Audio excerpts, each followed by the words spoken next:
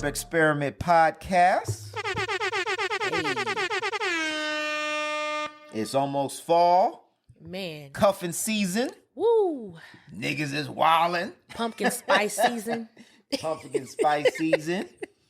We want to thank everybody that's listening, either via Apple Podcasts, Spotify, all that. For those that are on YouTube, all the workers, all the truck workers, all the people that the stay-at-home moms, however you listening, however you watching, we want to appreciate y'all. We got a jam-packed show for you guys today, where we are going to talk about cheating. The episode is called If I Get Caught.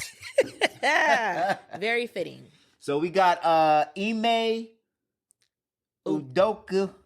Udoka. I'm going to get that right by the end of the show.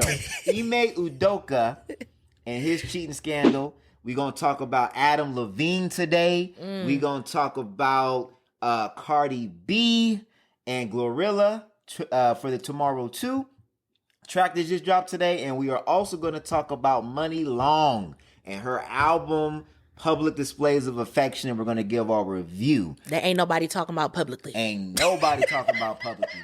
But that is why we need more black media. Absolutely.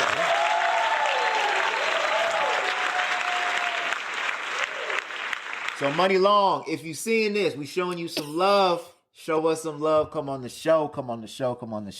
Shoot that shot. Before we get in, we want to introduce the guest, the host, the creators, whatever you want to call us. G_focused. Stefdotnet on the mic. How you been living? How's your week been? My week was cool. You know, I work from home, so it's always chill over here. That's a blessing. A lot of people getting forced to go back. Man, and I heard that traffic crazy. Traffic is crazy. Kids back in school. Somebody said, put these kids back on Zoom. This traffic out of control. I saw that. Like, I wanna have a show about quiet quitting. You know what? That is not a new phenomenon. Like, we've been doing that.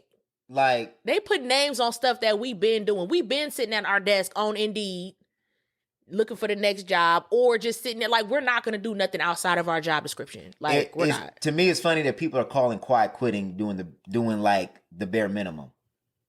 That's, to me, whatever your job requirement is, if you are meeting the expectation of your job, how is that quiet quitting? It ain't. So what's up?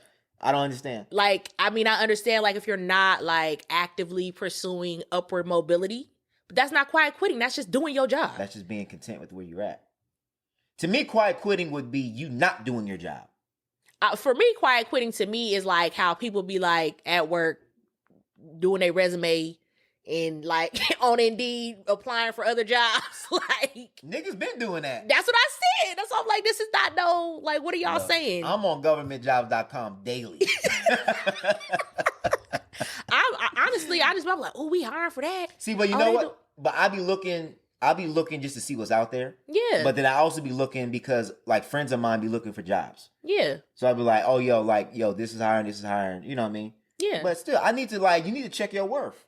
Absolutely. And see what other places are paying, like for the position you in right now. Sure. Or, you know, like how your qualifications might match up for something that might be a step up in another agency, but at your agency, you know what I mean? For sure. Come on now. For sure. So I don't know. To me, it just seems like it's like a capitalistic way of shaming people for not working harder.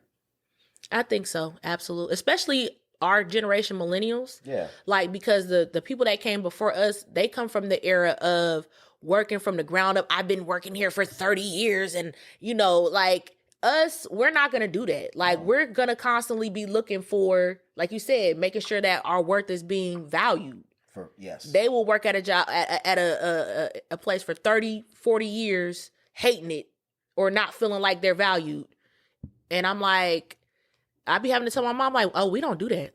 Like, when we be like, you know how people, like, we vent back for work. I'm like, oh, I'd have been quit. Like, that's just how we are. Like, we gonna do it moving. Yeah. We care about the culture of the agency where we work. We care about, like, our mental health is gonna come before what these folks got going on. Like, work-life balance, for sure. Period. Yeah. And they don't know about that. Nah. So they gotta make a name for it. Yeah, which is, I don't know. To me, it's weird. Like, it just came across like, I saw a video with somebody talking about it, and it just seemed like it was like talking down to people that are just doing the bare minimum, but it's like, but your employer does the bare minimum. So you mad at the worker doing the bare minimum, but I don't see nobody shaming the employer of doing the bare minimum. Like you hear all the time of bad working conditions or not getting paid enough or not getting enough time off or all this other stuff. So it's okay for the employer to give you the bare minimum, but when the employee gives the bare minimum, then it's a problem. Yep. Come on now. Nah, that's not. I ain't cool with that. Be grateful for just getting a check. And it's like, And I am, but there's a balance. Like I can be grateful for having a job, but I can also say, why am I expected to do above what is required of me? And why is it like you're expected to do other people's jobs when you're not getting paid to do it and it's not in your job description? If you ask a company to go over and above what they're supposed to do, that's going to cost them money. They're going to tell you no every single time. Well, see, that's why I like being in where I'm at, because I got a union and you can't be doing stuff outside of your job description. And everywhere I work with people that be like, I'm going to the union. Like as soon as they be trying to ask them to do anything extra, that's not in my contract. Yeah. So. Yeah, I believe in having pride in your job. Absolutely. And I believe in you doing the best to your ability, but at the same time, you have to have a balance. Like you can be so good at your job that you're stuck there. Yeah, that's true. I know for me, like I have pride in whatever I put my name on, period. Sure. So even if it's something I don't want to do or somewhere that I don't necessarily like want to be, I'm still going to do, like, put my best foot forward. Facts. I ain't going to do extra per se, but I can't have nothing on my name with my name on it be raggedy. So yeah. Again, that's pride in your job, but not necessarily being invested. And I think there's a difference. I feel like people who are invested are people who feel valued and they really kind of believe in what they're doing. And I don't think a lot of people are in careers that they really believe in. Well, it just being at a job that you're, like you said, valued. Your people are your best resource. So if you treat people like shit, then you need to expect that's what you're going to get back. Yeah. If you invest in your people, then usually people will do more because they feel like that they're valued. So I think that's the bigger conversation. Is if you want people to do more, then value your people and give them what they need to be able to do more. But if you give them the bare minimum, then why are you expecting more out of them than what they're giving the bare? I'm not cool with that because it's always like the onus is always on the employee. But it's like you have to create a work environment that makes it fun, and I want to come to work, and I feel like I can do more and be valued and be seen for what I do. That's why all them tech companies is doing well. They're doing what they do. Yeah. They providing breakfast. They got nap rooms. All kind. I'm like, man, I'm trying to work there. You can see when a company has a good culture. Like when you go to Chick-fil-A, like you can tell that they get treated well. Because they are genuinely, how may I serve you? I'm like, okay. I mean, the first time I went to Chick-fil-A, I was like, how may you serve me? Yeah, that's how, yeah. I was like, okay. They don't be doing that shit at Burger King. Sure don't. Even though they claim you can have it your way. I need you to pull around the front. We ain't got the shit ready yet. Ooh, I'm like, damn, okay. That's McDonald's. All the time. Every time. Yo, hey, I'm going to give y'all a hack. I'm going to give y'all a McDonald's hack, and then we got to get into the podcast. Always ask for fries with no salt. Oh, yeah. I've been doing that. Because I need mine fresh. Fresh. And I'm going to tell you why. Because if you do that, they cannot give you the fries that are already made. They have to drop hot fries for you because all the fries that are already made already got salt in them. And if you want to put salt on them afterwards, hey, it's all your game. I don't eat it with the salt because I'm trying to cut my sodium down anyway. But I will literally ask for fries with no salt and then be like, you put some salt in the bag. No shame in my game. Oh, man. I mean, because at least at that point, I got control over how much is on there. That's true. And they're fresh fries. Period. Dog, I be telling them shit all the time. He's like, I'll put it on the front. I said, I already know. It's cool. I already know. It's going to be fresh, though. It's going to be hot and fresh. Don't be giving me them stale fries that been sitting there for 15, 20 minutes. Nah. I'm weak. I cannot.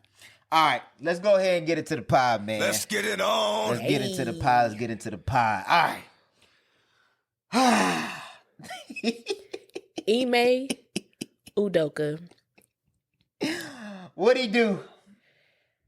I mean, to keep it simple, he cheated on Nia Long. I mean, that's the simple version. But it's seeming like it's a little bit deeper than that. Okay, I'm sorry. We got to be better journalists. Ime Udoka is the head coach for the Boston Celtics NBA basketball team. Cause we talking like everybody knows who Right. He is. I'm sorry. Because we be talking about trending topics, so I be figuring like, y'all got internet, right? Yeah. They should know, but I'm sorry. I think we should be jumping in. So he is the head basketball coach of the Boston Celtics.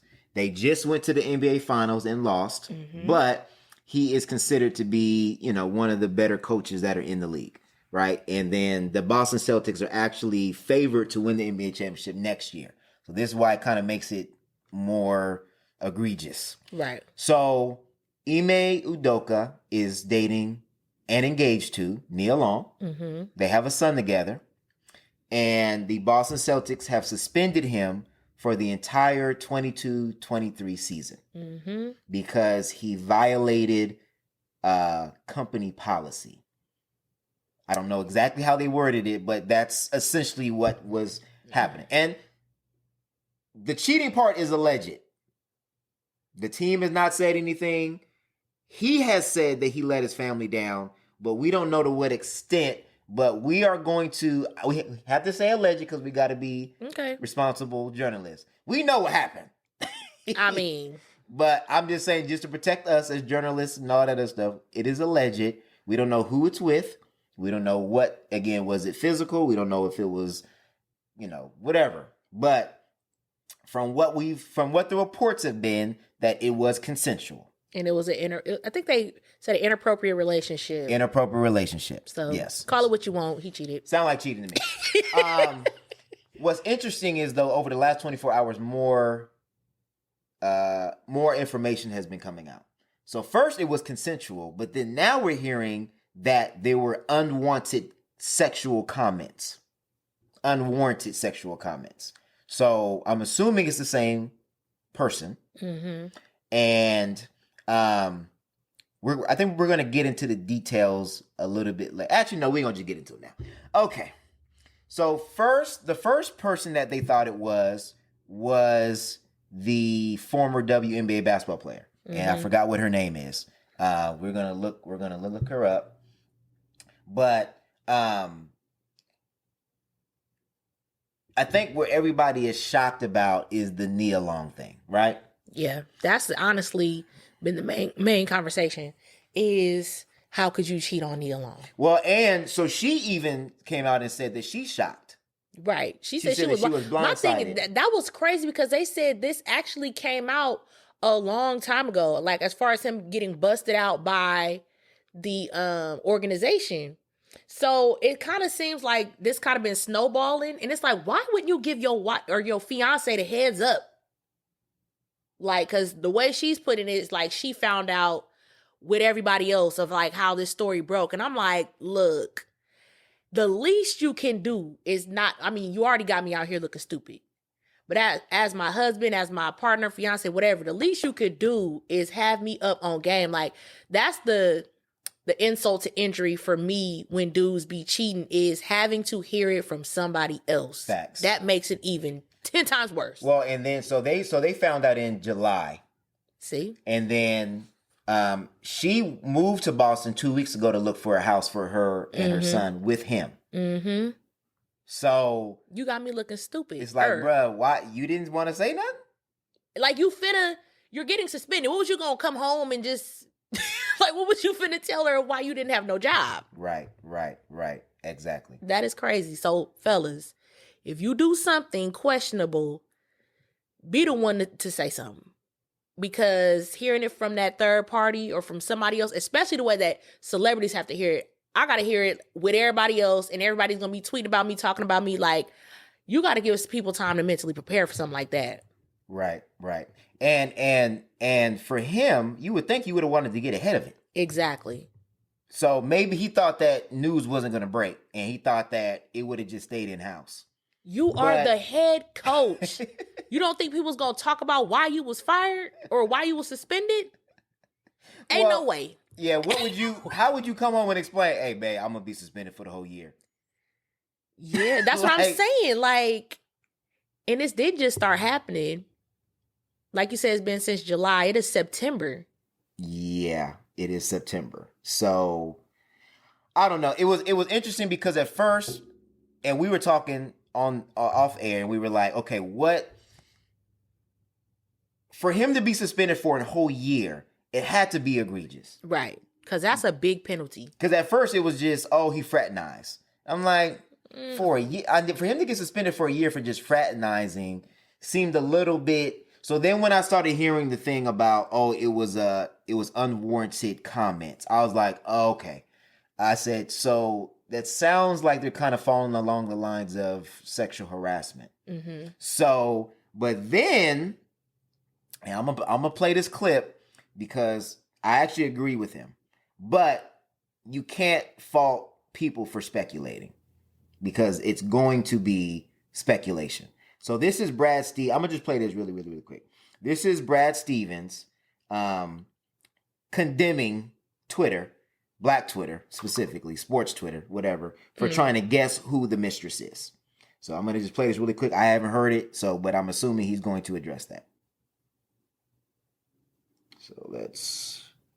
get this going. As Wick said, let me run this. There you go. Yeah, I mean, I don't really have anything to add from the standpoint of the, as Wick said, what can be said about the violation. And ultimately, I would, reiterate that it was a long, thorough process, and obviously it's been a hard time. But I think, the only thing that I would like to say is that I thought, and Wick mentioned it already, I thought, we have a lot of talented women in our organization. And I thought yesterday was really hard on them. And I think that, nobody can control Twitter speculation, rampant bullshit. But I do think that we, as an organization, have a responsibility to make sure we're there to support them now, because a lot of people were dragged unfairly into that. And so I would just add that and go from there. I know you'll probably have questions and comments, but I think that's important to address for them. Mm-hmm. It's true. Because a lot of people that, or at least I believe the WNBA player, she's married. So now you're caught up in people speculating that it's you, because people were sharing her picture and everything of saying, oh, and she married and da-da-da-da and all of that. And I'm like, I would be upset. But of course, I'm sure they can't say nothing or they can't speak on it. But I would want to defend my damn self, shoot, if it wasn't me. Yeah. I would agree that it is not fair to her and to all the other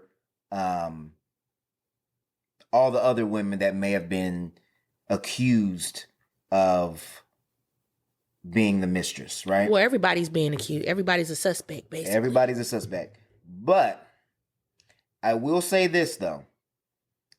And I'm not saying that it's her, but I'm saying that where there's, usually during these things that there is speculation, and the speculation, the most of the speculation comes from either a source, either comes from some type of information and things of that nature. So what's interesting to me, and in the lines with what my theory is, that it was more egregious than what we thought it was, and I think it goes deeper than what it thought it was at first it was the WNBA, former WNBA player. They thought it was her. And they thought she was married, etc., etc., etc. But then there started to be a little bit more speculation that it was a young lady named Kathleen Nemo Lynch. So she is a staff member. The reason why it is interesting is because her husband is a senior VP. And I think he is a senior VP of finance. And his name is Patrick Lynch. So to me, and the reason why it was odd was because right when that story broke, she wiped all her social media before anybody even mentioned her name. So it's kind of like you kind of tipped your hand a little bit. Low key, yeah. To me.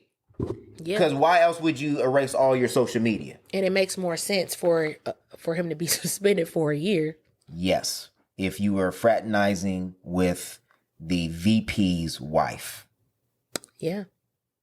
And most of these places have no fraternization policies anyway. But again, like, people do it anyway. People will do it anyway. And I think there's a bigger conversation to be had. So I want to get into that because we already went over the details. He cheated on Nia Long, workplace situation. So let's just, I want to get into the conversation of, have you ever dated somebody from your workplace? I have. And how did it go? For me, I feel like we were in two different like departments. Mm-hmm. So it kind of went cool. And then like it was like one of those like what's it called? Seasonal jobs. It was like a seasonal job I was doing. Okay. So like right after like when we broke up, like it was over. Like I wasn't working there no more. So I feel like that's why I didn't really have to deal with the fallout of not talking to this person no more. Okay, I got you. So yeah, I didn't have a bad experience, but I would say I probably wouldn't do it again because I feel like after we broke up, like things kind of got like messy, but I was already not working there. You wasn't working there. But if you was working there, you felt like it would have carried over at work. It could have, because he was in a position to where like he could have got me in trouble. Like he could have been petty and I could have, you know what I mean? Oh, so he was not higher up, but he had more power or authority at that job. Yeah. Okay. And you know what? And I want to also bring that too, was that we always talk about these kind of situations, but we don't think about the power structure in that. Mm-hmm. As an NBA coach, and if she's just a staff member, that this is why it's always a bad idea to do that. If she wanted to be petty, then she could definitely go that route by saying, I felt threatened. Mm-hmm. If I would not have gone along with what you wanted, then you could have used your authority to fire me or whatever. Right? So, I have dated somebody at work, and it never ended up work. never. It was always messy. The breakups, the arguments, because you argue with somebody and you got to work with them, it's all bad. Yeah. Yeah, I just don't see how that's going. You argued in the back. Right.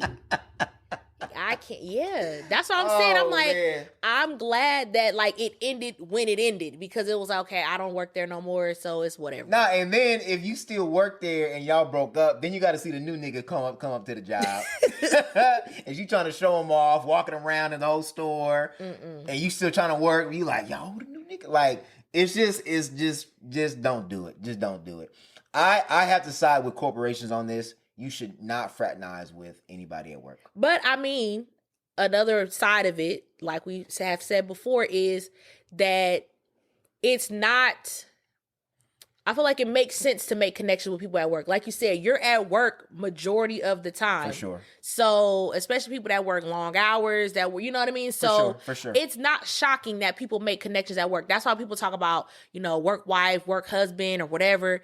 And I feel like there's a very big gray area with that. So then let me ask you this. So you are okay with work relationships? I'm okay with it, yeah. I think I'm okay with work relationships as long as it's your peer. Yeah, there you go. I think that's the safest route, especially if I was somebody that was in a position of power or management or whatever. Yeah. I wouldn't even mess with doing it. That's just a bad idea. Right. But I can see how it can happen as far as just workplace relationships. Not necessarily like if it's a superior, and no, don't do that at all. I would say if you're going to do it, that's the only way that it can be done. Or don't do it, or you need to be working for the same company in a different location. Because I've seen where people were peers and then somebody get promoted. Yeah, that's what I'm saying. And that be messy too. But I've seen at companies that where if that does happen, that they will split them up. Okay. And say you got to go to a different store or location or whatever because, again, then it's a bad dynamic. It's a because conflict. The bottom line is as a company, the number one thing is they do not want to go to litigation. Mm-hmm. They do not want to get sued. They do not want to get any kind of in this Me Too movement, they don't want any of that. They don't want any of that kind of smoke. Exactly. So he put them in direct, like they are in the heat of that this could have been a huge lawsuit. Yeah, I mean, it possibly still can. It ain't over. And it possibly still can. And I would be surprised if by the end of this is if he is not fired. Or resigned or something. It's seeming like it's going to go that route. Or like maybe they're giving him the space to resign and not necessarily. Because I just think more and more is going to come out. Yeah. Because it already came out. And I think, I don't know who leaked it. I don't know where it came from. But it's just interesting. I can't figure out the dynamic of at once it was once consensual and now it was unwarranted comments. So at one point was it consensual, then it was broken off, and then he still tried to continue it? Yeah, that's one theory, yeah. Like, did old girl try to say, okay, hey, I need to stop doing this with you and I need to focus on my marriage, and you still saying shit? And now you saying something, I'm going to have to say something because I don't want, but, I mean, now everybody knows, so. Or did you get caught and you trying to save face? It could be either way. I think, too, the other thing that was really blowing my mind about this conversation was people being so shocked that he would cheat on Nia Long because she is Nia Long. And I'm like... Let's talk about it. Hold on. Let's get it on. Let's talk about it. Does beauty make you immune from being cheated on? Does beauty make it... Like, I don't understand that conversation. Like, what are our guys trying to say? Have we not learned this lesson yet? I guess not. Have we not learned from the book of Lemonade? Have we not learned Hallie? I can name so many beautiful women, even beautiful women I know that have been cheated on. It ain't got nothing to do with your looks. Keep telling you, consciousness over coochie, politics over punani. Look. Beauty does not absolve you from infidelity. It doesn't. I think so. Honestly, I think in my mind, because I've seen a lot of men that were like outraged, like, what? Nia Long, he should be deported. Like, I think men think if they get a certain type of woman that all of a sudden they'll move differently somehow. Nah, like, okay. I think men really believe that. If I had Nia Long, Let's talk about it. Let's talk about it. Let's talk about it. Because we talked about this before. Okay. I'm going to say this very clear because I've said it before and I will say it again. If you have created unhealthy habits when it comes to intimacy and sexual attachment, whatever you want to call it, that will not stop once you get into a relationship with whoever you get into a relationship with. Because let's say you do get with Nia Long. Okay? She's very beautiful. Very beautiful. We've all crushed on her since...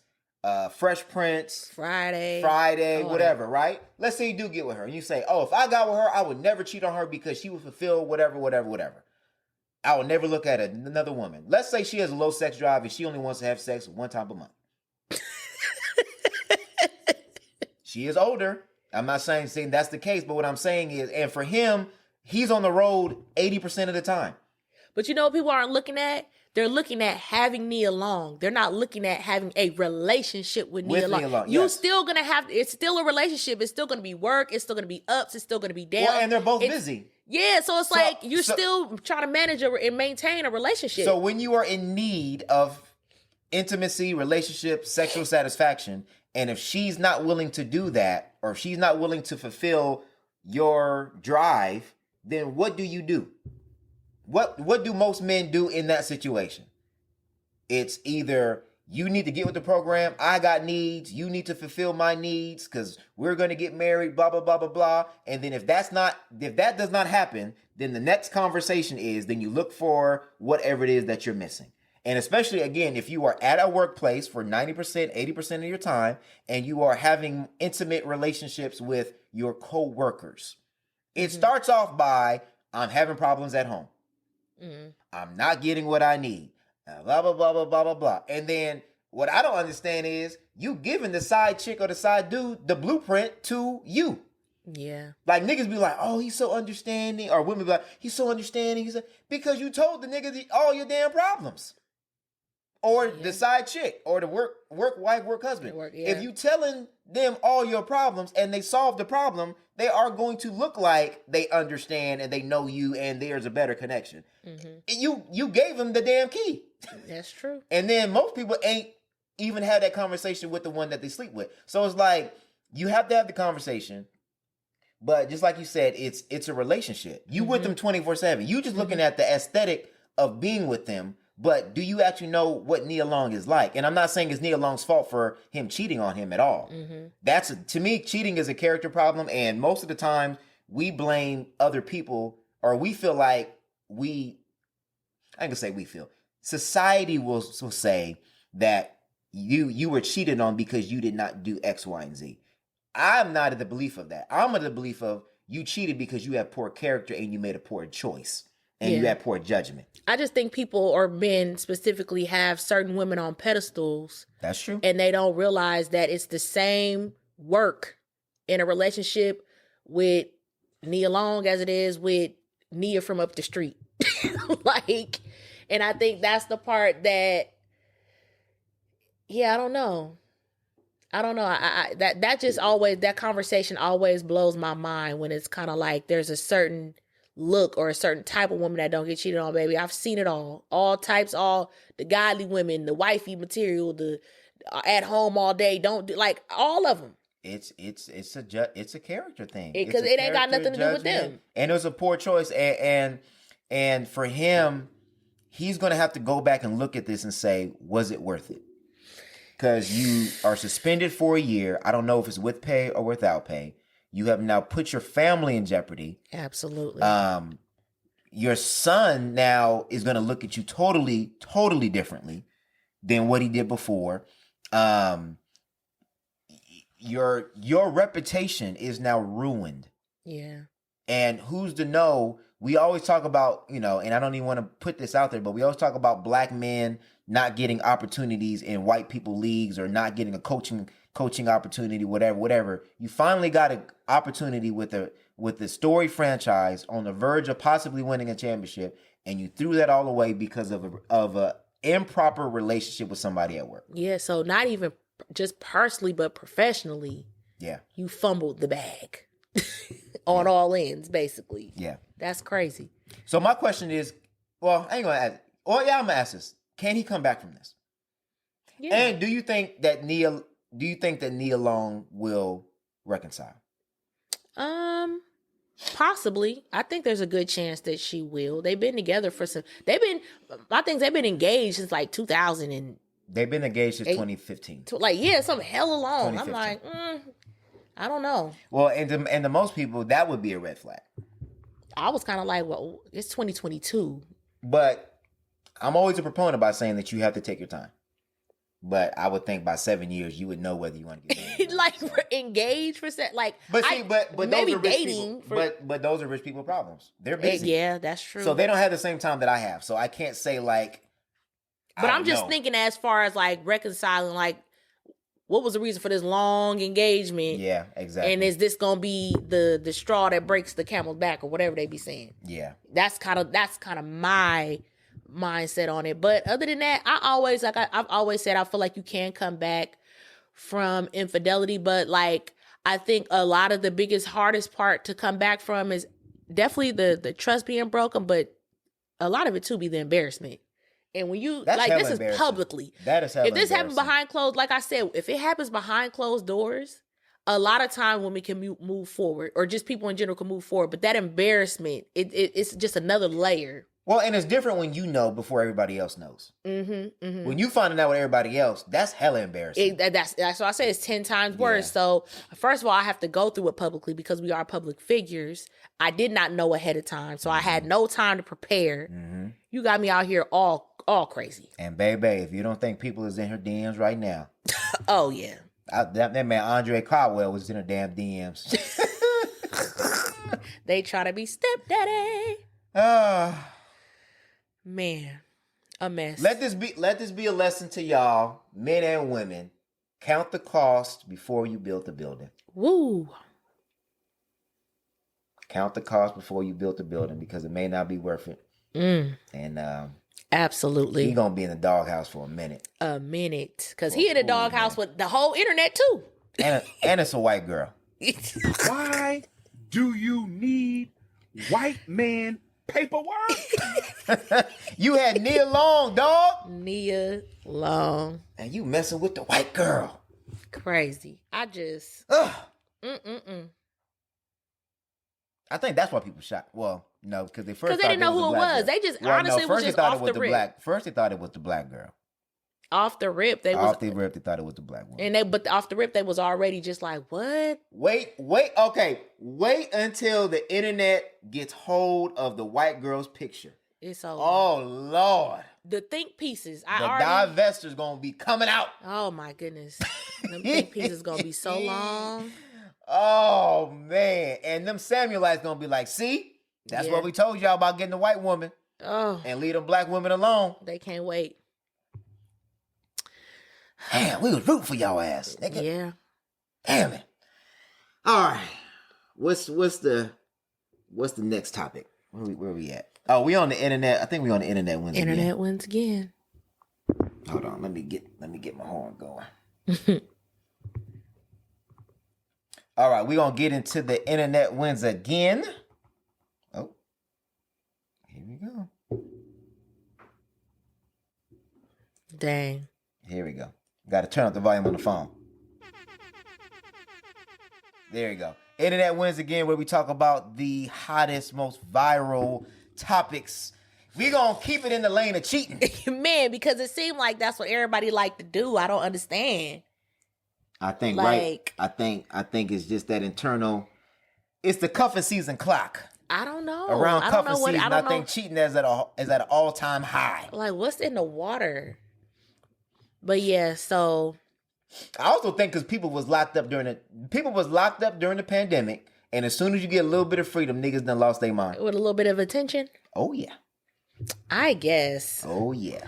So next up on the docket, we have Mr. Adam Levine of Maroon 5. And this man, I feel like he's even worse than, what's his name, Ime? Oh, he's way worse than Ime. So the backstory on Adam Levine is one of his alleged mistresses came out and said that not only did she have an affair with him for a year, but the way that she came back in contact with him is that he hit her up and he said, and I quote, "Okay, serious question. I'm having a baby, and if it's a boy, I really want to name it Sumner, which is her name. You okay with that? Dead serious." Dog. Come on, man. Come on, bruh. What are you doing? Like, what? I'm sorry. And this is just the tip of the iceberg. So she said that she's had a relationship with him for a year, and he claims, he came out and said that he did not have an affair, but he did have inappropriate conversations. He said he crossed the line. He crossed the line, and it was inappropriate conversation, and he shouldn't be flirting with anybody other than his wife. Nah, bruh. Other women had came out and shared tweets of, I mean, not tweets, but DMs of him, like, basically, like, commented on their body and all kind of stuff. And my thing is, he said that he never cheated with her and he never crossed that line, but he had a message with her. Bring up the facts. Where he said, you are 10 times hotter in person. So that leads me to believe that you saw her in person. Nigga. No. So, see, and to me, this is what I don't like. You made it seem like the line crossing was the inappropriate conversations. No, you saw her in person. So, and she said that she said we had an affair for a year. That's not DMing. Well, you can have an affair by having intimate conversations. I am a believer of that. That's the question. In the messages, y'all met. That's what you said. Because you said you look hotter in person than on the pictures. Well, even if they did not meet. No, but they did because he said it. I know, but I'm just saying, even if they did not meet, even in that situation, do you consider flirting or sending messages back and forth with somebody other than your significant other cheating? Let's get it on. I mean, I would have to say yes. I would have to say yes because it's the intent. And you're married. yeah, you're not dating. Even, I mean, if you have a commitment to somebody, whether it's marriage or not, I still feel like it's, I would say. Look, let's just be clear. If you would not want your significant other seeing what you're doing, you're in the wrong. Period. I think that's what people need to, I think that's what people need to judge. Would you want the person that you are dating to be sending the messages that you finna send? Yeah. Would you be comfortable showing them those messages? No. You know you're in the wrong. That's an easy, No. to me, that's an easy barometer or an easy way to tell if you're doing something wrong in your relationship. If you feel like you have to hide it from your spouse. Yes. Or you have to second guess like, oh, is this it is. Yes. Don't even. And we have a low bar for cheating. Cheating to us is, did you physically cheat? Did you have sex with the person? Right. Cheating could be, did you go have an inappropriate lunch, inappropriate dinner? Are you having intimate conversation with somebody that you shouldn't be intimate with? Intimacy is not just physical. Yeah. If you are sharing emotionally things that with that person and not sharing it with your spouse, yes, you have crossed multiple lines. So do you believe women are more prone to emotional cheating Yes. than men? Yes. I think I could agree with that. Because I Yes. feel like the type of cheating that you're talking about, that's the cheating that women be doing. And it's funny to me because when this story started breaking and it was like showing like messages, a lot of women was like, I don't see nothing wrong with that because they be doing that. Because you be doing it. Because you be doing that. Because you be doing it. And that's why your ex-boyfriend number's still in your damn phone. Niggas, y'all better check the phones. Y'all better check the phones. I'm telling you. Check the damn phones. Look, I honestly feel like a lot of women was kind of on the against her and more so like on his side a little bit. And I'm like, dog. That's usually how it goes. Even if he didn't meet up with her, that it was still out of pocket. And I always said, would you want your man? No. Okay, well then I don't understand why you cool with this. See, but as a celebrity, they have this arrogance that they can do whatever it is that they want to do. Absolutely. And especially him. He seems very arrogant. Very much so. To the point, dog, you asking, can you name your son that hasn't even been born yet after her? And let me go back to the Wikipedia because he has another child named Dusty Rose, and that's giving side chick names. Bruh, that sounds like a stripper. I'm like, wait a minute. Who is Dusty Rose? That sounds like a stripper, don't it? Somebody need to Google No, him. he has 2 kids, doesn't he? Yeah, he does. The Then other what's one the was other one's like, name? I think Geo or something like that. But the Dusty Rose one was questionable. Dog, that sounds like a stripper. I'm telling you. That's some weird shit. So you gonna think about her every time that you call your son? Like, that's hella embarrassing. Hell, his wife got to be embarrassed. Got to be embarrassed. Nah, and the other thing too is like when you get, man, I don't know. Cheating is always, I'm gonna just let out a little bit of information at a time. Nah, dog, I crossed the line. Don't keep it cute. You got caught red-handed. Mm-hmm. More women are coming out. Yep. You don't want this shit to get out of control. Cause nigga, I'm sure if you was wilding like that, I know there's pictures. I know there's pictures. I know there's videos. I know there's all that. Like nigga, like I don't understand how y'all niggas don't learn. Like Tiger Woods left a damn voicemail. Y'all niggas is leaving text messages. Like if you're going to do it, and I'm not endorsing cheating at all, but if you're going to do it, at least use Snapchat or something where the messages disappear, or you can see when they screenshot shit. Like, dude, like I'm surprised celebrities ain't got no special cheating app or something. Like y'all got to have niggas sign, have them sign NDAs, something. But he just seemed like he just randomly all up in people's DMs. And I think too, like a lot of women were speaking out because a lot of women were like, oh, married men do this all the time. They're always in my DMs and blah, blah, blah. I'm like, okay, well, that don't make it okay. And what does that say about you? Well, I mean, somebody coming in your DMs, you can't really control that. But if you're entertaining it, then that's different. Again, what does that say about you? What do you mean? If you say, oh, I got married men in my DMs all the time. Well, that just means they trifling. That's what I'm trying to say. Well, I'm just saying because like a lot of times, like, because that's another thing. I will agree with you that there's a difference between getting them and entertaining them. Yeah, but I mean, again, getting them, like when married men are constantly sending you heart eyes and your DM and all of that. I mean, what can you do about that? No, you can't do anything about it. My thing of it is one, are you entertaining it? And then two, are you gloating about it? Right. Because that's the one thing that I don't like is somebody else's, women got to understand this. Somebody else's man showing interest in you or being willing to entertain you or try to pursue you does not put you on her level. And it does not make you valuable. Exactly. If everybody wants you, I'm not trying to devalue women. I'm not trying to say that. I'm just saying as a man, just understand my mind frame as a man. If a man sees something that he thinks is obtainable, a lot of times if he thinks that you're easy or cheap, then multiple men will get in your inbox for that.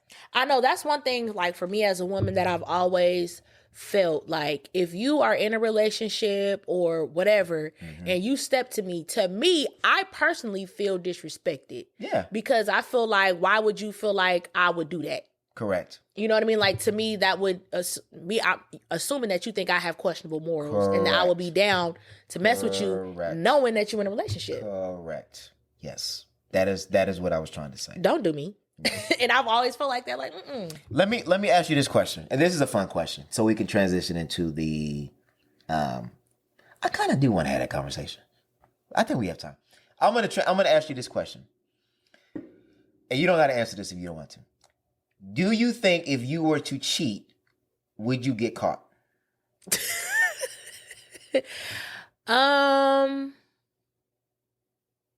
Yeah. Yes? Yeah.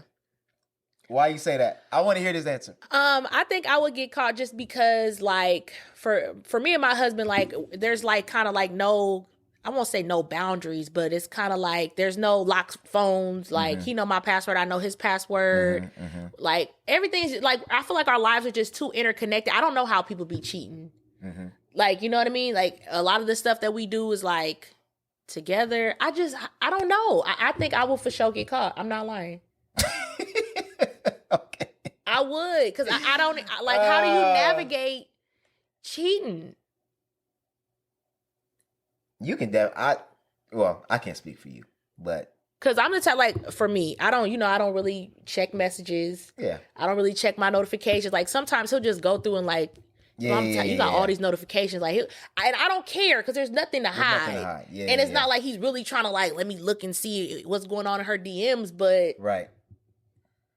I don't know how to do that. Maybe I'm just too far out of the game. Because I feel like I for sure don't know that. And there's so much new shit now, like with these DMs and then Snapchat and then Messenger is a whole separate. I'm getting caught. I don't know how to do that. I'm Eloise. I mean, what you think? Oh, I'm for sure getting away with it. Oh!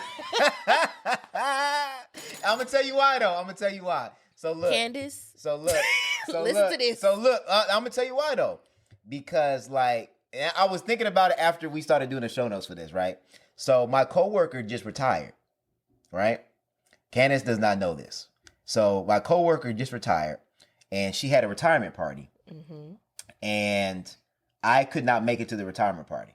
So I was like, you know what? I'll send her some flowers because I think that's just the right thing to do. Yeah. So to me, a normal woman would have gone through our bank statements and seen 1-800-Flowers and be like, who'd you send flowers to? Oh, yeah. She ain't questioned me. She ain't asked me yet. Nothing. So I'm like, well, if you ain't even checking that, like, yeah, I will be. See, that's the other thing. We got a joint account, all of that. Well, we got a joint account. That's what I'm saying. So but the fact that she has not even asked that question yet is like, yeah, no, you ain't gonna catch me. Well, because again, like when you with somebody that you trust, you ain't even really. You ain't thinking about it. You ain't even check. I do not be on our thing looking like, what was this? What was that? I don't. Well, I do just because I budget. Well, yeah, that ain't my lane. But I was kind of shocked. I was like, she ain't asked about this 1-800-Flowers? Like, Candace, you ain't slipping. asking who I sent flowers to? Slipping. I'm like, well. She checking now. Because you know she listened to the episode. She edited right now. And she... Hey, we gonna have to slide that money over to the secret account. And you know what? That's kind of like, I mean, I don't try to judge couples that have separate accounts, but when they talk about having separate accounts and that's their reason, like, because I got to be able to do what I want to do. What? What do you want to do on the side that your spouse can't know about? What is it? And they can't never like, and they always, this is always a thing. What if I want to surprise them? Would it get that? I'm so tired of hearing that. Bruh, you can easily just go to the ATM, take the money out, and then go buy the gift. Like, stop playing. You just don't want to be held accountable, or you doing some sneaky shit. Come on now. It's you want the freedom to be able to do some sneaky shit. That's how I be looking at it. Yeah. I'm sorry. Y'all can say that all what you want. Them secret accounts, them just in case accounts. Nah. You don't want somebody to. If you don't trust somebody with your money, that's a red flag. That is a huge red flag. You trust them with your body, you trust them with marriage, you trust them with your kids, but your money is where you draw the line. That don't make no damn sense to me. It's your freedom. It's your freedom. But it's your freedom to do what? That's what like people are like, oh, I want to be free. To do what? Oh, that's a good question. To do what? And that's why I said there's never really a answer. No, because you've been so used to be able to just jump in and out of relationships that you created the habit of doing that. You are honestly practicing divorce. Ooh. You are practicing divorce. So then when you finally get into a committed relationship and you feel a little heat, you want an escape route. And when you don't have that escape route, then you feel like you stuck. And the more, like I said, the more you get, if you're in a committed relationship, marriage, the more you intertwine. No, and that's why I be telling people. It's harder to separate. And that's why I be telling people, do not be moving in with your boyfriend. Do not be moving in with your girlfriend. I know it's hard because it's because we have inflation and because I was about to say it's expensive out here. It's expensive. I get that. But what happens when things don't go right? Then you moving out, you taking all your stuff out. You know, if you did have a joint account, then you taking your money. That is, to me, you are practicing divorce, and then that's a habit. You are creating a habit of living together, being comfortable, moving out. Living together, getting comfortable, moving out. Living together, getting comfortable, moving out. So then when you get married and things aren't comfortable, then your reaction or what your first flight response is I need to leave. That makes sense. To me. And again, that's not for everybody. I know everybody's different, but just my word of advice is do not practice being married if you're not married. Well, I mean, I'm interested to see what other people got to say and what their thoughts are on joint accounts and merging finances. I don't know. We've already had this conversation before, but I would love to have it as a bigger conversation. And I guarantee the majority of people do not want to do joint accounts because they're scared of getting played. Especially men. They're scared. Yes, men are scared of getting the bank account wiped out. Men are afraid of that, and then women are afraid of giving up control. For sure. Absolutely. For sure. Because that was a point of contention at the beginning of our marriage. Same. I was against it because I want to say I didn't come from money. We weren't like rich, but we were just middle class. I was middle class. I grew up middle class, but I did not have nice things. Like I didn't get Jordans. I didn't get we went to JCPenney outlet. We went to Ross, whatever, to get clothes for school. So it wasn't you know what I mean? I didn't get to all the other kids had that stuff. So for me, my dad used to always say, you know, do you want these $100 Jordans or do you want 3 pairs of these shoes? And I'm like, all right, well, I'll take the 3 pairs of shoes. So I've always been content with what I have. Candace grew up a little bit, did not have that luxury. So when we got together and we had the funds to do things, she felt like budgeting or me being in control of the money was taking her opportunity to be able to make up for her childhood away. Because she's like, I didn't get to do it in my childhood, so I'm going to do it now. And I'm like, but you doing it now is going to take away from what we want to do in the future. I said, you can do both. We just need to be smart about it. Right. And she took it as you're trying to be controlling. I'm like, no, I'm just trying to be smart about our money. But you can't. Those are two totally different conversations for people that come from two totally different households. If you feel like I didn't have much and this is the opportunity, finally I get the chance to do what I want to do with my money, and then now somebody tell me that I can't, I can understand why you would feel some kind of way about that. Absolutely. But we just got to have the conversation. So I think people really need to reevaluate and take a good hard look at their relationship with money. For sure. Whether you in a relationship or not, I think a lot of people would be really shocked to really see the root of a lot of their habits and stuff like that. And it will help you when you get ready to get into a relationship because of the fact, like you said, majority of marriages break up over finances. For sure. So you need to really have a handle on your relationship with money, how you spend money, how you like, because a lot of people see money as like they love language in a lot of ways. Like, I bought you this, I did that for you. That like that's their showing love, but it's like that's not everybody don't accept that. Right.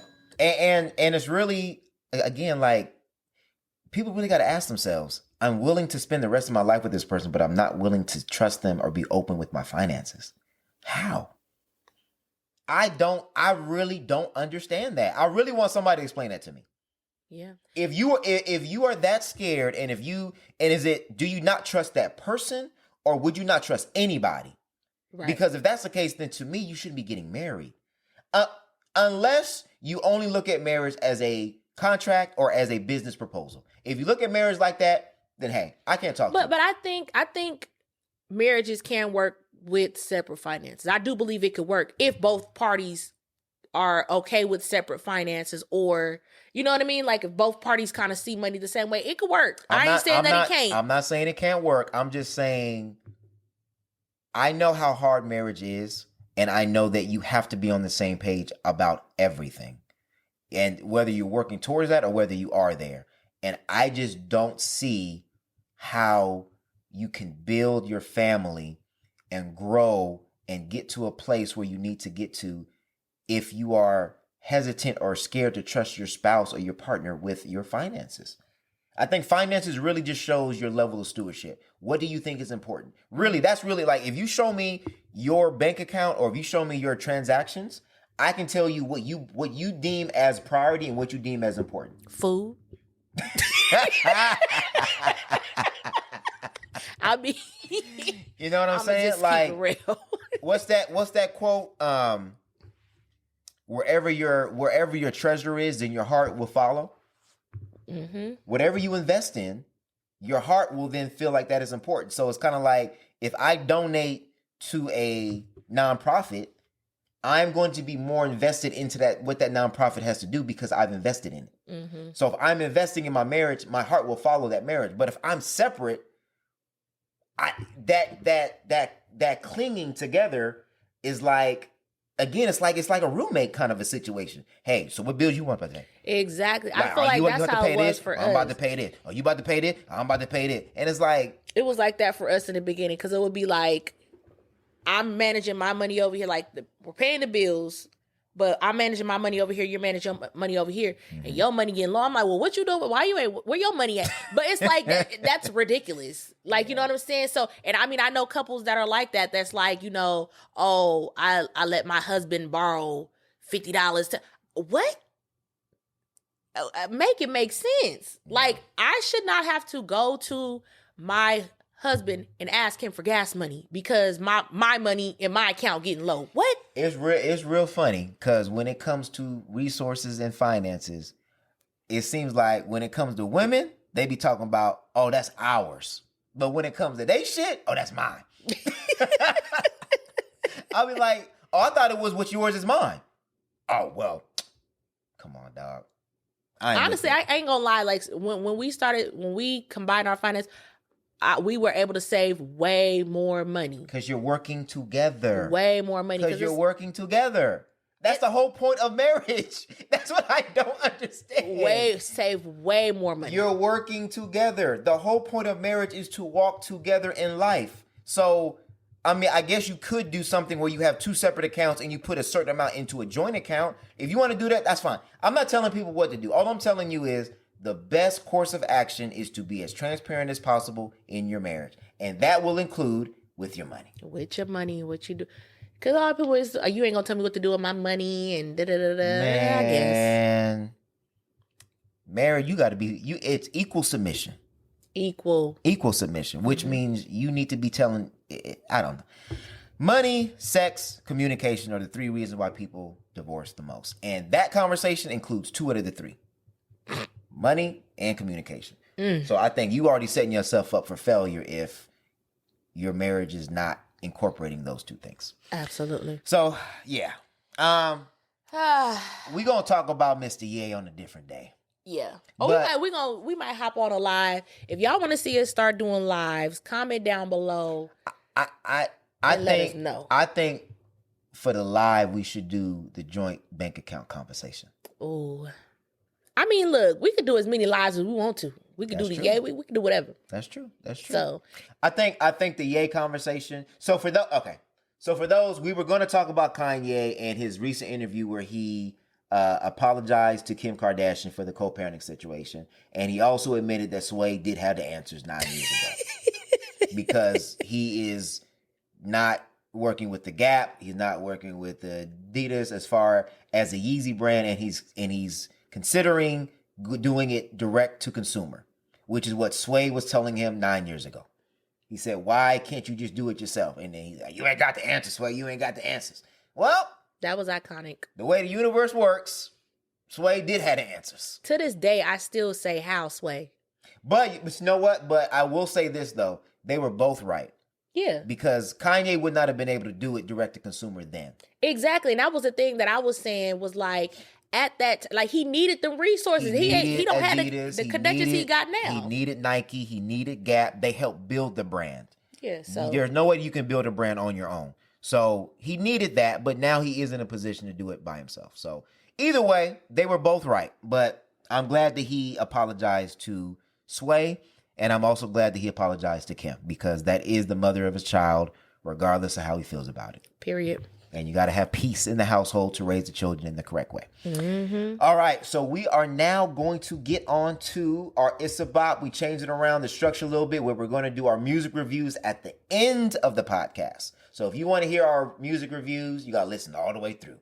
So first, we are going to I want to talk about the Muni Long album first. Yes, because I feel like we've been talking about hours and hours. Like we talked about it a couple times. And how, like, it was a smash. Yes. Literally. Yes. So I honestly was shocked when you came to me and said Muni Long had an album drop. Mm-hmm. I had no clue. Ain't heard nothing, ain't seen nothing on the Shade Room, nothing. Like I did know that she had the song Baby Boo or whatever a couple months ago, whatever.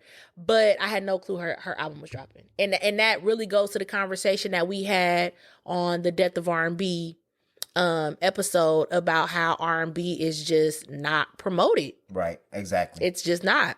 And this is somebody that had 2 smashes. Hours and hours, like, took over the internet. So I'm shocked that more people aren't. And Time Machine. Those were both, like, major, I mean, definitely on TikTok for sure, which obviously drove over into streams. But those 2 records were, like, that's all I heard, like, all summer was. Literally. You know, so it's to me, it's kind of disheartening that an artist of her caliber with 2 smashes did not get more recognition for an album coming out. So I need to I have to put that on the label. Not unless she's independent. She might be, because it was like she came out of nowhere. That song just took off, and just because a song take off don't mean people. It's like GloRilla, her song took off, and then she signed to a label. So, but overall, I like the album.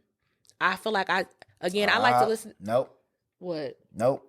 Def Jam dropping the ball. Def Jam is always dropping the ball. She signed to Def Jam. So she was signed to Capitol. Then she spent a decade co-writing, and that's the other thing too. So she co-wrote California King Bed, Ariana, Worth It by Fifth Harmony, Love So Soft by Kelly Clarkson, Imagine by Ariana Grande. So her pen game is impeccable. Timber by Pitbull featuring Keisha. And then she also wrote, I think, for I think for Mary J. Blige and a couple other people. Yeah. Let me see. I think she is currently signed to Def Jam. Under Priscilla Renee, her solo album Jukebox in 2009.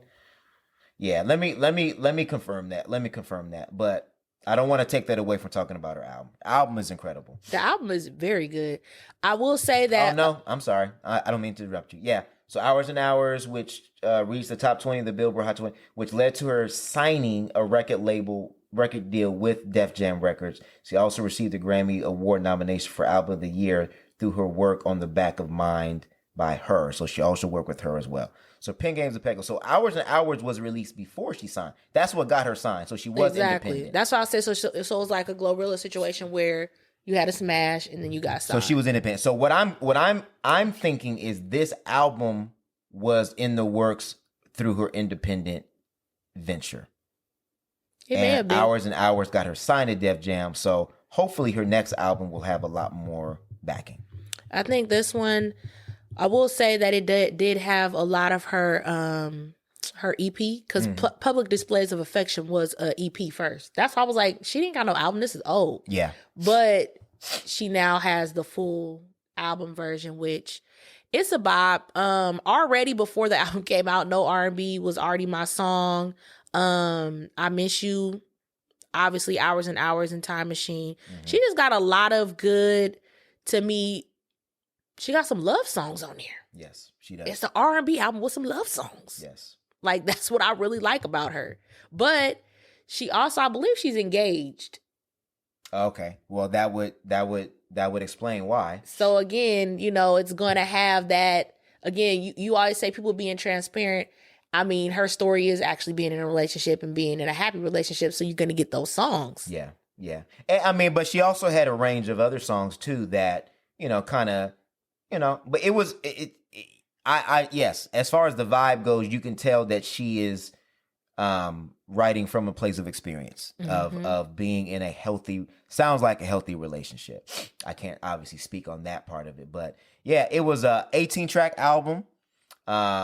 So, it's going to definitely get a lot of spin as far as you letting them be able to play out. I didn't skip many tracks on the album. Obviously the standout tracks would be the singles, Hours and Hours, Time Machine, but I like Ain't Easy too. That was from the EP, but I love that song. I loved Ain't Easy. I loved Butterfly Effect. I loved No R&B. That's from the EP too. That's from the EP. I loved I Am You or I Miss You. And EP. we were talking about that before the show. Like, it's dope to be able to like listen to a song where you can actually put you in a mood to love who you are with.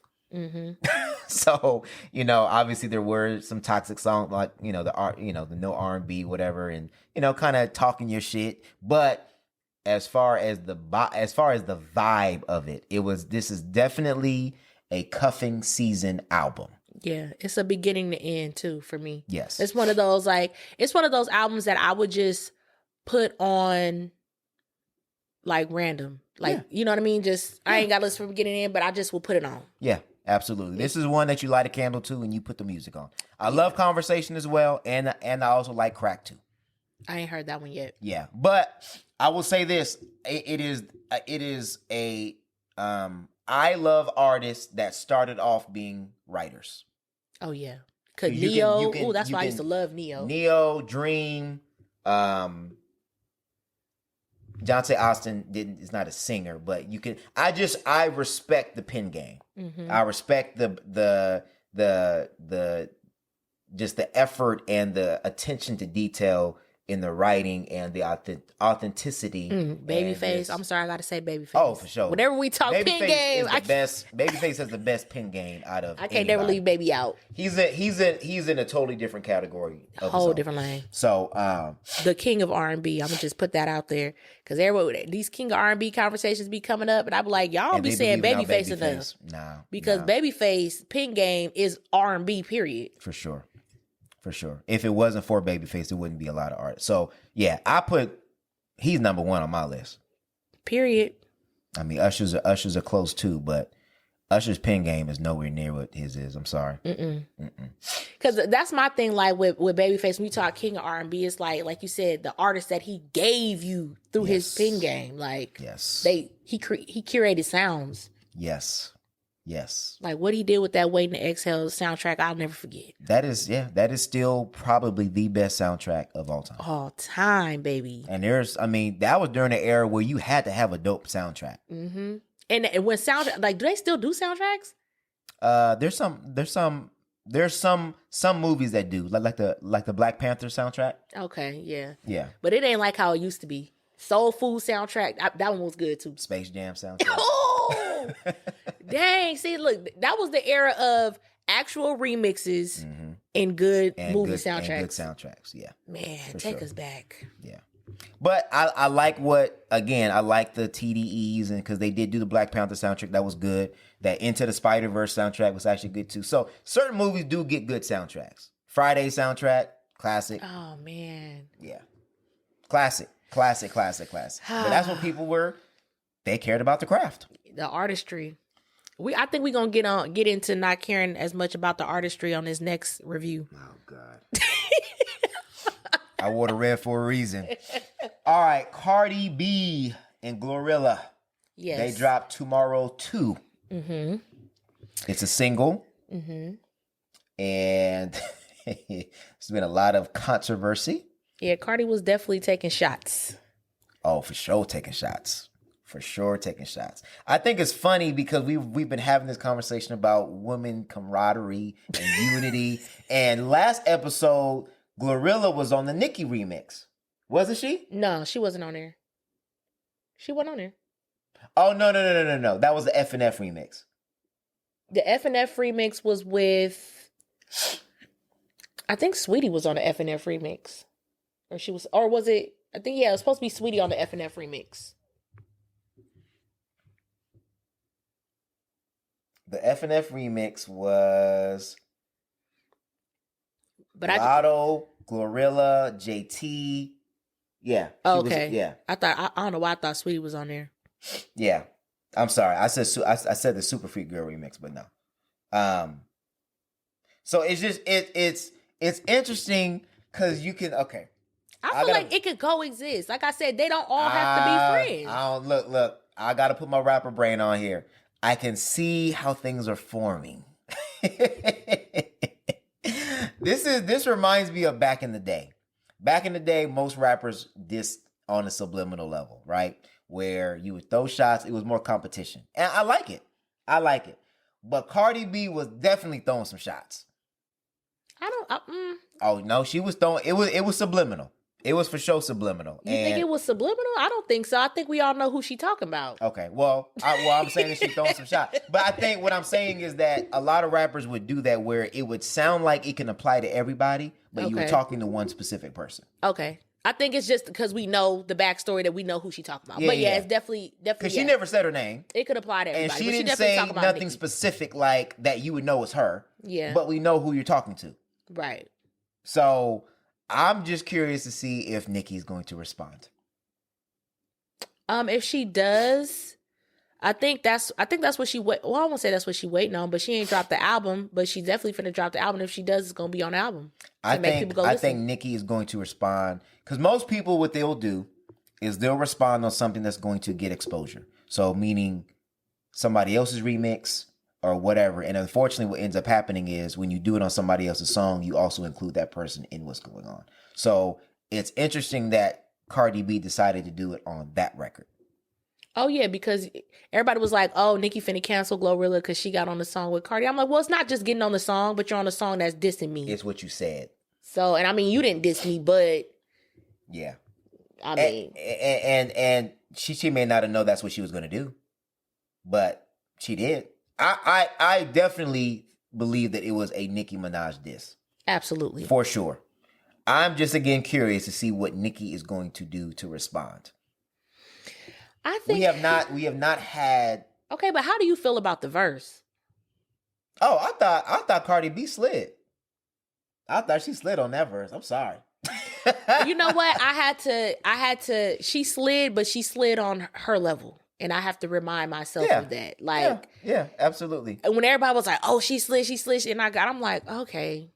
I feel like, honestly, they really match. GloRilla and Cardi B really match each other talent-wise. And I mean, low-key, GloRilla might be a little bit, she might have slid a little bit harder than me. Nah, because it's the cadence. It's the cadence. Cardi B's more polished when it comes to that. They was sounding the same. Nah. I understand what you're saying. I would say more polished, but she literally kept the same cadence. Like, she didn't really... Cardi came on with more of a bigger artist cadence, and it just had more... It's kind of hard to... It's kind of hard to explain. It was just the swag that she came with. And I'm not saying the lyrical ability. I'm not saying what she was talking about as content. I'm just talking about just her presence. Cardi B's presence was better. But Cardi B has been doing it longer. I gotta listen to it again. Well, I mean, at the end of the day, it's hard for me to judge because she don't write her own shit. So, I mean, if you slide harder than somebody, you ain't writing anyway. Yeah. So, but you still have to deliver it. Really, honestly, it's a lot of it is the cadence. And her cadence was just better. To me.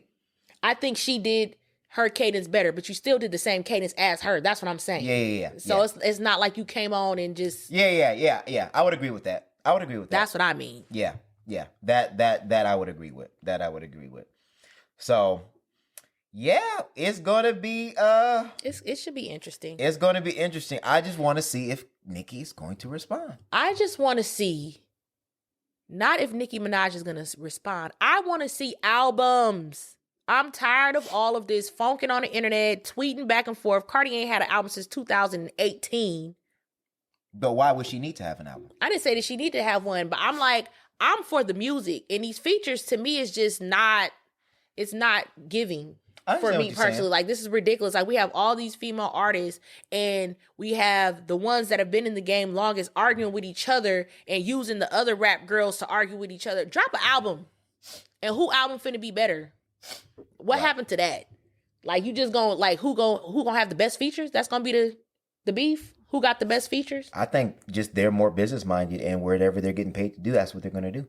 If I can get $250,000 to do a verse or to do a feature, and I don't have to spend 3 months of recording an album, then having to promote the album, then having to, do the photo shoot, do the videos, it's really... We in sad times. We are, but when you capitalize off of everything and you have entertainers instead of artists, this is what you get. That's crazy. Artists make art. Entertainers entertain, no matter how they can do it. They're going to find a way to entertain, and they're going to get paid the most to do it. So music, you are not going to make your money off of music because the record labels are going to rape you, and they're going to put you in a 360 deal where whatever you do, they're going to make money off of. So these people are learning how to make money other ways. If I can make an EP and get as much money from that and I can cut the cost of it, because you have to think if Cardi or Nicki make an album, the amount of funding that has to go into their albums is on a different level than what a regular artist would be. And then you have to ask yourself, are you going to be able to recoup that money? Because you're going to have to get big producers. You're going to have to get big features. You're going to have, big video, big everything. Like, that's why when Drake drops an album, there's a rollout. Like, he has to roll it out because there's a lot of resources that get put into that. And you have to make sure that it's going to be successful. So with Nicki and Cardi, because they are bigger artists, you're going to be spending, I don't even know what I don't know what their budgets are, but it has to be in excess of $1 million. Well, I get it, but I'm bored with it at this point. Well, you know what? I would like to see new artists. Yeah, I'm fine with that. But unfortunately, when we get new artists, like the album that we just reviewed, it's not promoted. But I'm like, if you're not gonna drop no album, I'm not finna keep on with the back and forth and the shenanigans. Like I said, I'm bored with it. Well, I'm not bored with the competition. I want to hear the music. I love competition. And I want to see, are y'all gonna actually stop playing around? And are y'all gonna get on the mic and do what you're supposed to do? That's what I'm saying. I want to see music. I don't want to see... No, I'm talking about, I want to see, are they going to compete? Because Nicki and Cardi have been going at it for how long? Like, it's been at least, 4 years? Like right when Cardi dropped, right? Yeah. 2018. It's ridiculous. It's been almost 5 years. Drop an album. Drop a song. Something. And say the name. Come I'm tired on, of y'all beating around the bush. Back in the day, niggas got busy on the Okay, mouth. because this is my thing. Like, even like with the comparison that we was making with Drake and Kanye, they gave us albums. Right. Like, we literally was bumping them albums for months. But they're artists. You see what I'm saying? Like, that was the thing. Like, yeah, it was beef, but it actually something came of it. 2 great albums. Well, because they're artists. And then their competition pushed them to be better artists. When you have entertainers... You get clown shit. A lot of clown behavior. And you know what? I think last episode I called Nicki an entertainer. I have to give her more credit than that. I think she is an artist.